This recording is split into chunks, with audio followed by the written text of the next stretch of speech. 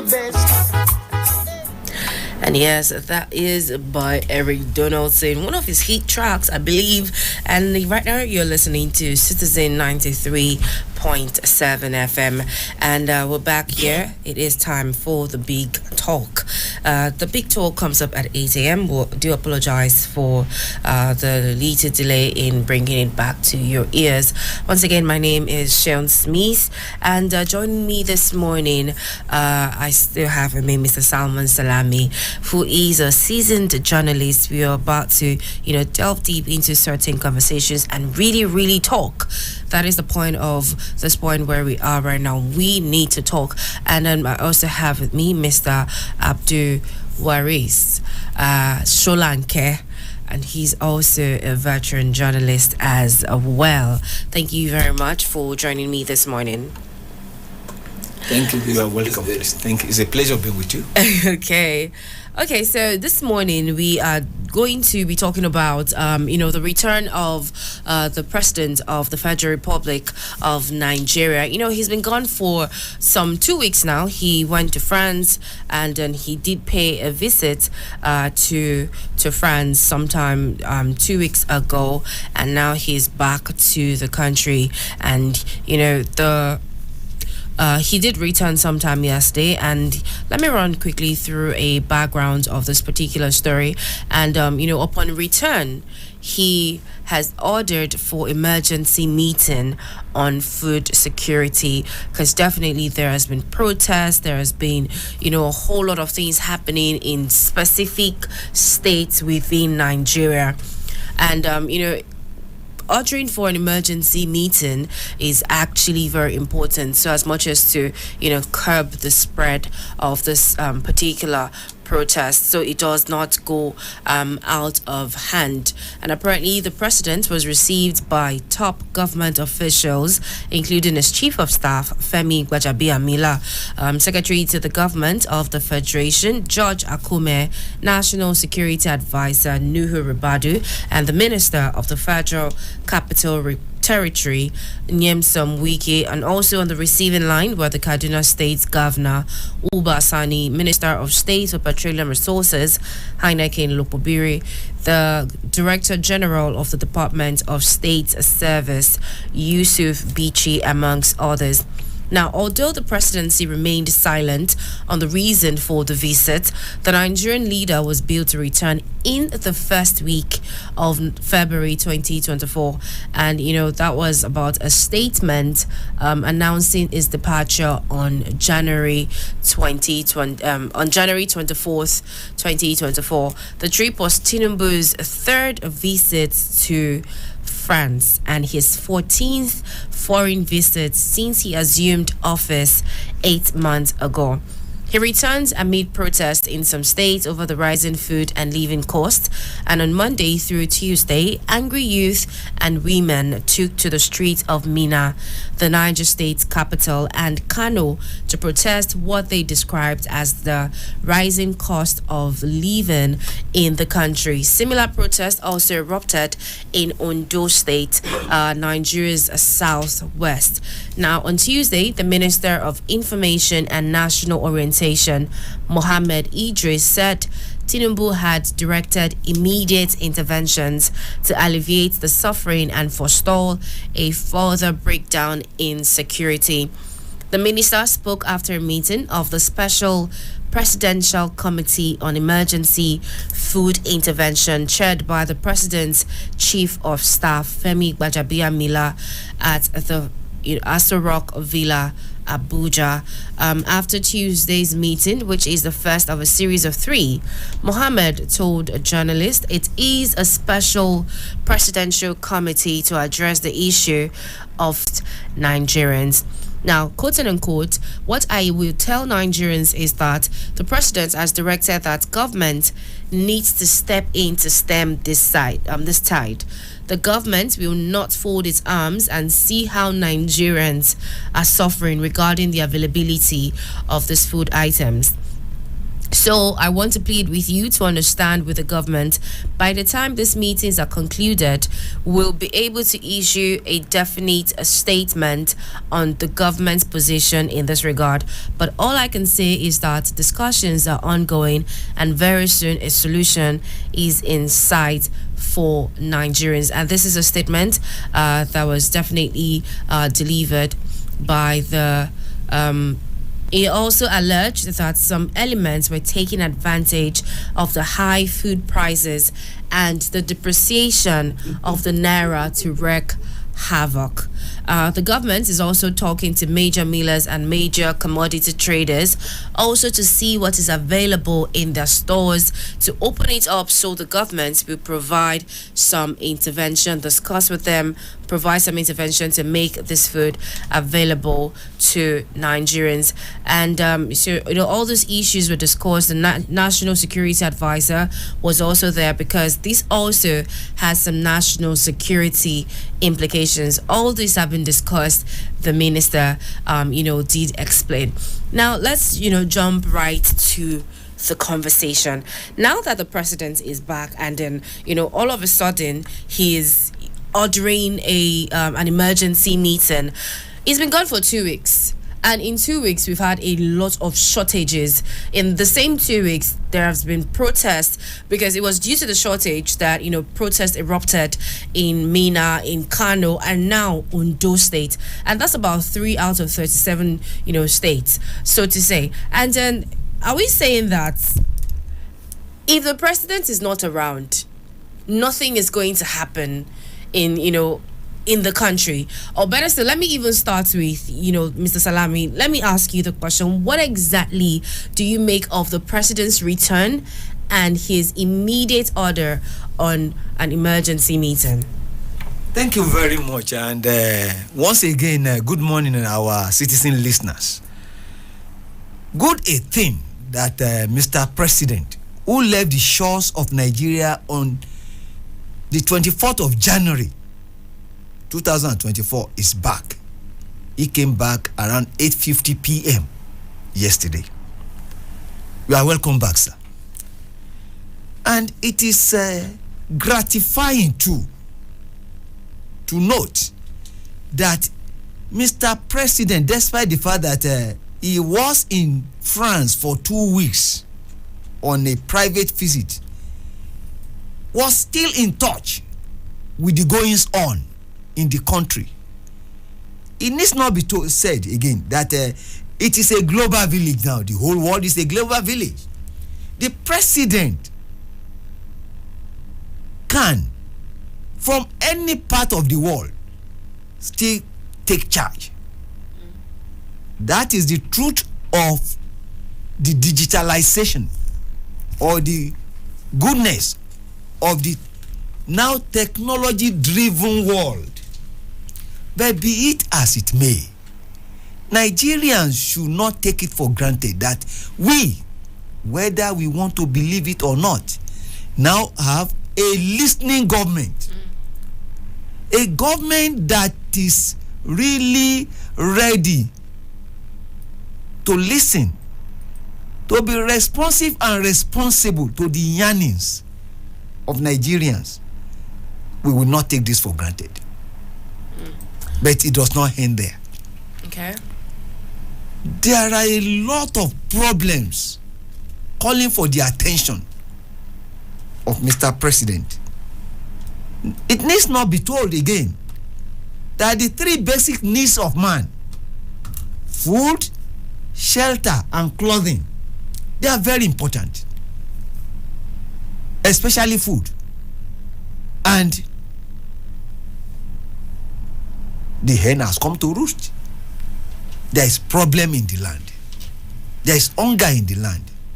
And that occasioned what happened in Mina, Niger State, what happened in Kano State, and what happened again yesterday in Ondo Town, Ondo State. I pray that it does not snowball. And I want to plead with the opposition parties not to take advantage of this and play politics with what is affecting the fabric of our society, what is affecting everybody. Why? Hunger does not know politics. Hunger does not know PDP. Hunger does not know APC. When you are hungry, you are hungry. And today, if Nigerians are united by hunger, there will be trouble, more trouble in the land.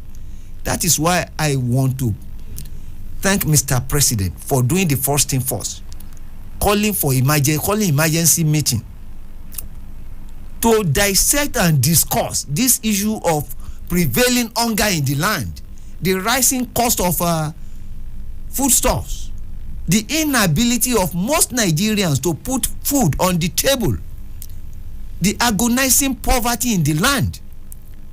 It is true. We cannot gloss over it. We cannot play politics over it. There is hunger in the land. And we've been saying it here times and times over. And we will not stop saying it. That as Citizen FM, we will be critical if there is the need to be critical. We will. But we will not be hostile. No, we will not be hostile. All right, thank you very much for that, Mr. Salman Salami. And now over to you, Mr. Abdulwaris. What exactly do you make of the president's return from his visit to Paris? Good morning, listeners. All well and good that the president returned. Well, this is an emergency situation. And when you are in an emergency situation, you address it promptly. This is a national emergency. And I'm going to be looking at these issues from the policy dimensions. When you are in an emergency situation, you go beyond the normal. You go extra length to initiate moves, programs, initiatives that address the issue on ground immediately. Forget about what you have in normal situation. This is an abnormal situation that we have in the land. So what are the emergency policies, emergency programs that the government will be introducing to address what we have on hand now? We know that this food shortage is a security, is not just a food alone, it's a national security matter. So if it's a national security matter, it must go to that level that we will begin to see policies or programs and initiatives that the ordinary man will begin to feel the presence of government to address this issue. One, it is about price of food. What does government do to reduce the price of food items urgently? Actually, some people are taking advantage of the situation you have by hoarding. Some people are taking advantage not just by hoarding, by unnecessarily inflating the prices of certain items to profiteer. So what does government do to ensure that prices are controlled urgently? What does government do to ensure that not just price control, to ensure that food that needs to be imported urgently are allowed in to cushion the effect that we have on hand? What does government do to ensure that not just to aid us when we come to this food crisis? Because definitely we need certain assistance from all over the world when we are faced with hunger in the land. We do not want this situation to snowball into crisis that is going to collapse the government or to bring disorder in the society. And I'm sorry to cut you short, but then you kept saying something about reduction of that was chaired by Femi Gbajabiamila upon the return of the president to Nigeria. He did say in a statement that what the government is noticing is that actually there is still food in the country. Some people are taking advantage of the situation, especially because of the depreciation in the value of our currency, which has led to the cost of these food items also going up.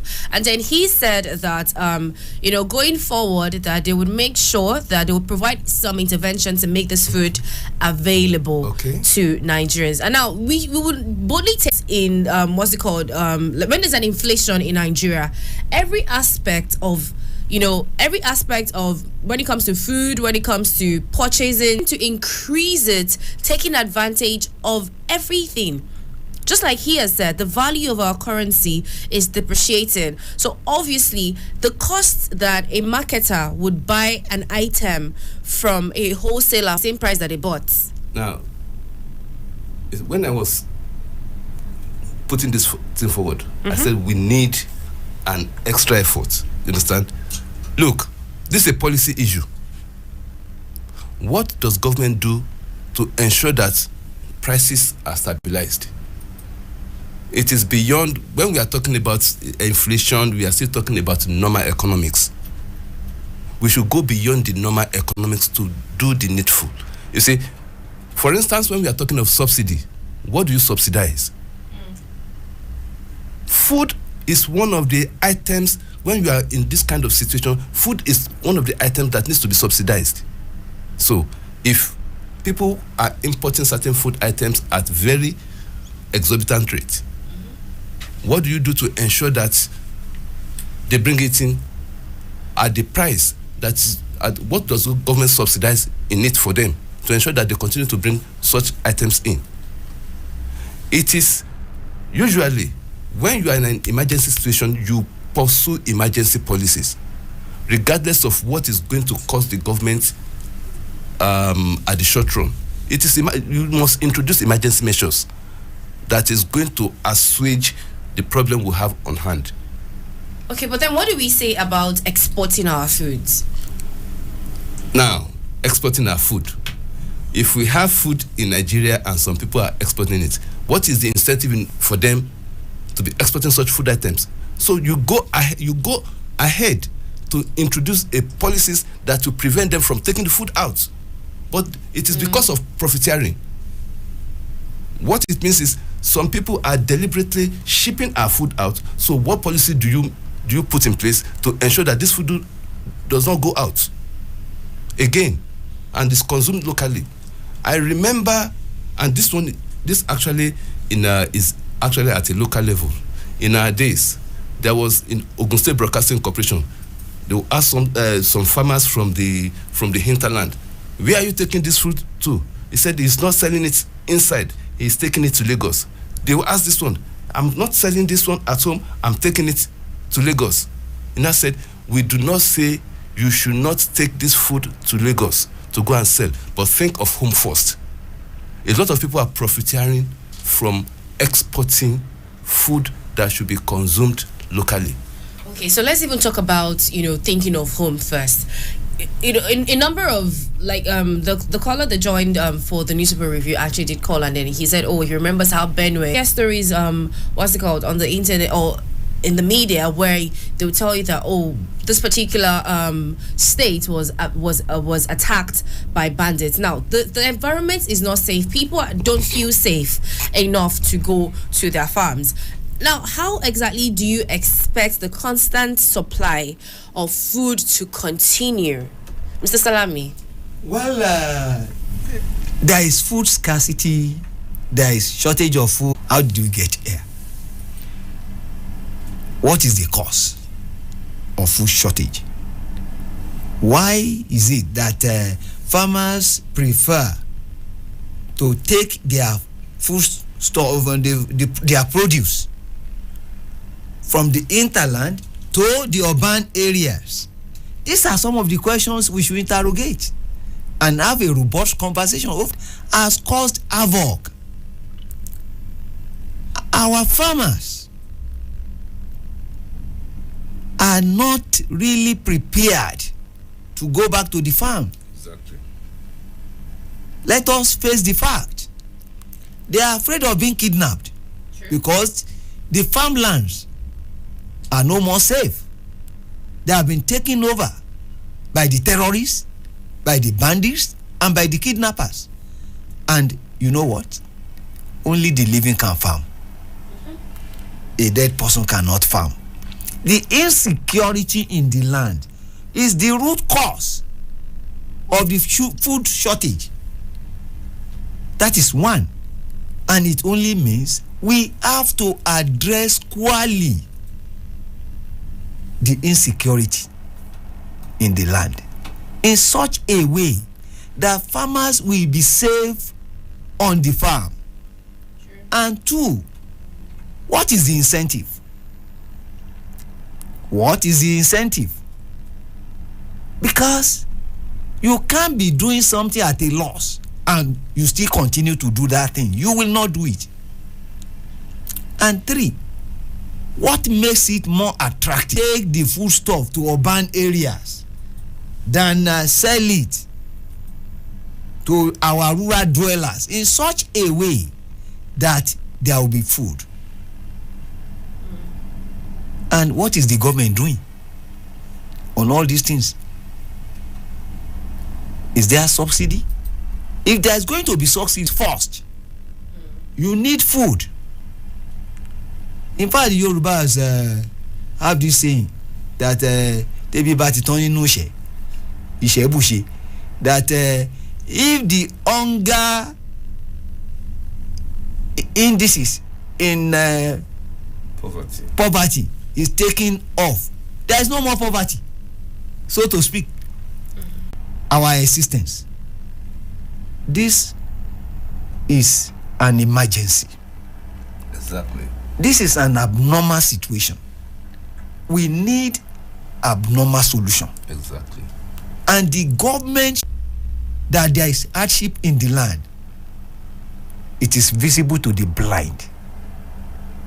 It is audible to the deaf, and perhaps, if need be, tangible to the paralytic. The government should do the needful. All right, thank you very, very, very much. And tactics. Mr. Abdul-Waris, what exactly do you...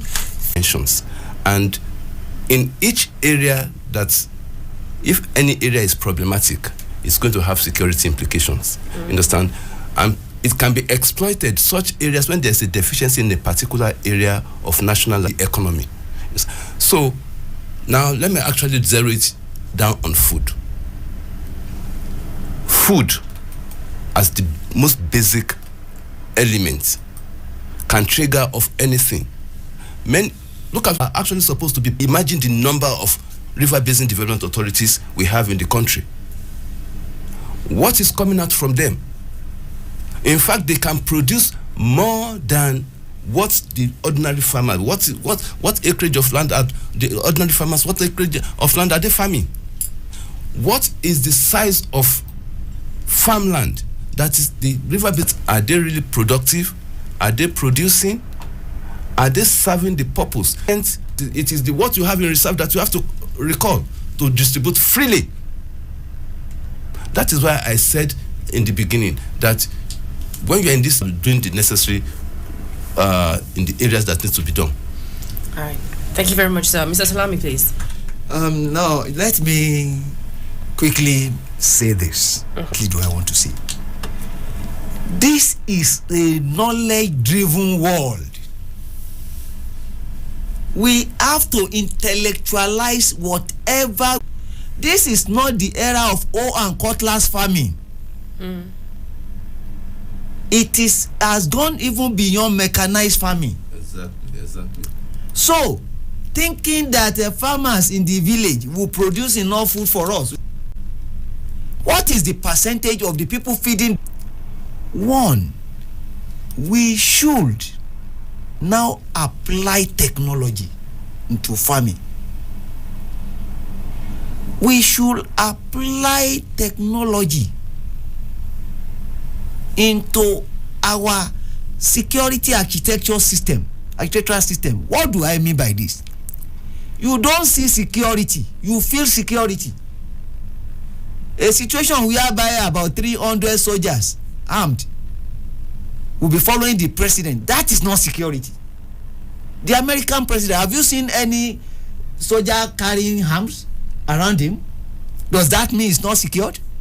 If you like, get close to him and you will know. The era of this archaic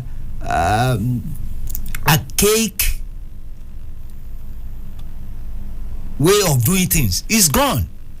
We can't use 15th century thinking to solve a 21st century problem. It is not possible. But okay, sorry, but then what do we think about the federal government saying that it would want to unlock the National Food Reserve? What is in the reserve? What is in the reserve? So is the reserve what is in the reserve is so much that when you now open it, it will feed the whole country? We should now redo things and do things properly. We should apply knowledge. It's a knowledge-driven world now, and of course, it is not rocket science. It is doable. It's just that allow the right people to do it. When you give the work of a doctor to a carpenter, you can't get a result. You just cannot get a result. Let's do things right. Let's do the right thing. I won't say more than that. All right, thank you very much, Mr. Abdulwaris. Well, with unlocking the National Food Reserve, we do not actually need crisis to escalate before we think of unlocking the food reserve. Because you are over time, the calculations you need to do that at certain points in time, these are the kind of things that are likely to happen. At certain points in time, when you envisage, you understand, and you put measures in place, crisis does not need to erupt before the food reserve is opened. Why, at certain times of the year, when economy is in certain condition, you know that these are the palliative. So let me use the word palliative. These are the measures that you need to begin to introduce. In fact, we should be reading it in the media that because of so and so, the federal government has announced that this number of things should be reduced, and it's going to actually crash the prices of certain items. So when you notice that prices are increasing and you have reserve, the next thing is prevent those who exploit certain indices from going ahead to do it. So it's good that one of the things the government is unlocking the food reserve, but things should not have gotten to this extent before that food reserve is opened.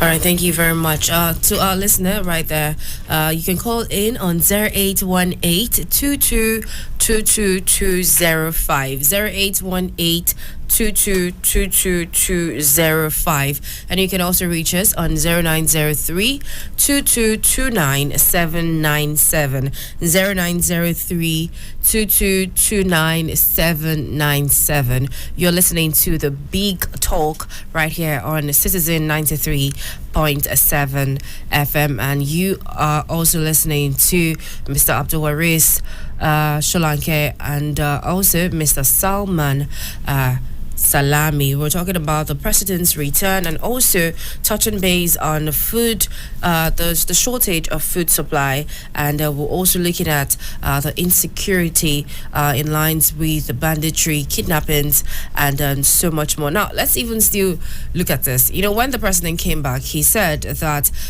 or during the emergency meeting, so to say, the chief of staff, Femi Gbajabiamila, who actually chaired the meeting, says that they urge millers, major traders, to make their reserves available. Now, do we think like this makes sense? Because these major traders are also facing the economic depreciation, the naira depreciation, and all of that. How do they do you think it makes sense that they are urging them to, make their reserves available for the nation at this point in time?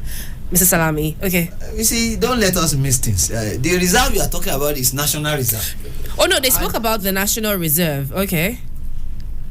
And the millers or the producer that you are urging to make their food available, or their foodstuff, or their produce available, or their products, what is their interest? They are in it for profit. They want to make profit. What I will advise is this: let us have proper planning. That's one. Let's have proper planning. Do we have data Do we even know the number? What is our number in Nigeria? What is the need of a state?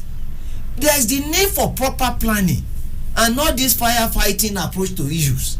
No, even though this is an emergency and it needs abnormal solution, I agree.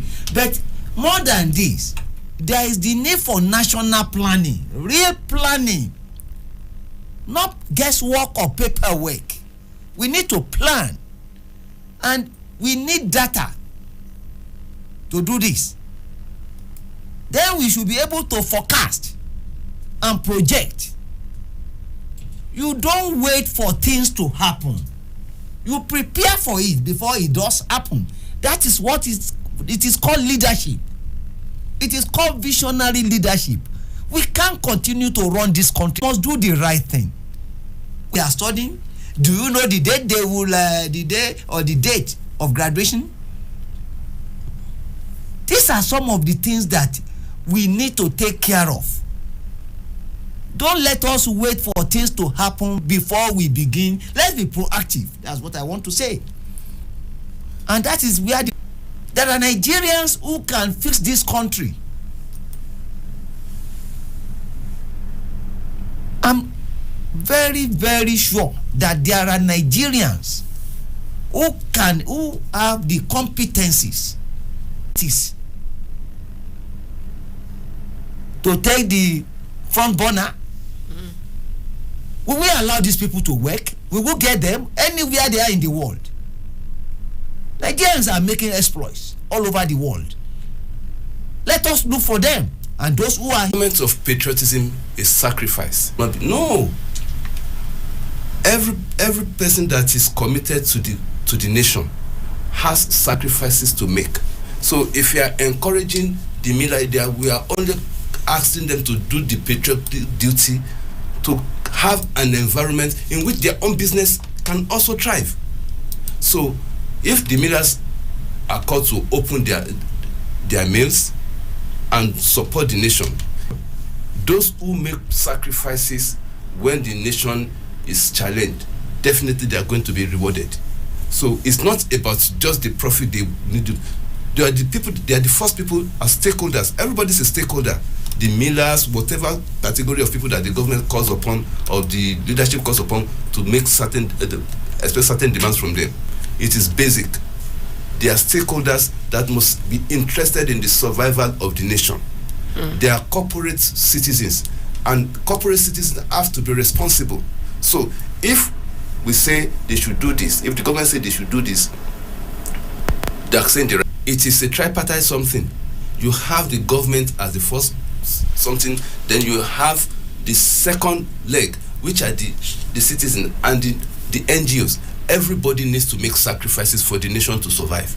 Everybody needs to have an input in how security is ensured in the nation. So if we have food crisis, then those who are in that sector that can support the government, because government cannot do it alone, will have to bring out whatever they need they have to ensure that the crisis is ameliorated. All right, thank you very much for that. Now, going forward, I think we should, is there something you'd like to advise the current administration and, upon the president's return, is there something else we're looking forward to beyond all that we have said, Mr. Abdulwaris? Well, I said this is an emergency situation. When you are in emergency situation, you introduce emergency policy measures, and it goes beyond the ordinary. That was why I also talked about price control. Okay. This is an era that some people are unnecessarily profiteering. And you see, people used to talk about regulation. There are certain aspects on hand. A lot of sectors, a lot of people are actually exploiting the system. And so until such systems are properly regulated, that will begin to have solutions to some of the problems we have on hand. So the government needs to introduce certain policies that is going to ameliorate the crisis we have. They are not a permanent They cannot be permanent solution. They are just going to address the emergency situation, and once that emergency period is over, then you can return to the normal economics Okay, so as a Nigerian that you are, what kind of policies do you think would you suggest actually? You see, for instance, food has to be subsidized. Okay. Those that will assist the government to solve this problem need to be invited. Okay. If we need to import and remove certain barriers for importation, that one has to be done urgently, so that locally and externally we can have a convergence of solutions. Mm-hmm. Talk less of local opposition, the internal opposition. The government, the problem we have on hand. Okay, thank you very much, Mr. Abdulwaris. Mr. Salami, I see you've been looking at me. So would you like to advise at least what exactly do you expect to be done? And I know we've said a whole lot of things, and you've also pointed out that there are people who can fix Nigeria, and then they just need to look for them. Nigerians are making exploits outside of the country, even within the country, with the way everything is happening, the depreciation of naira, the economic changes and all of that.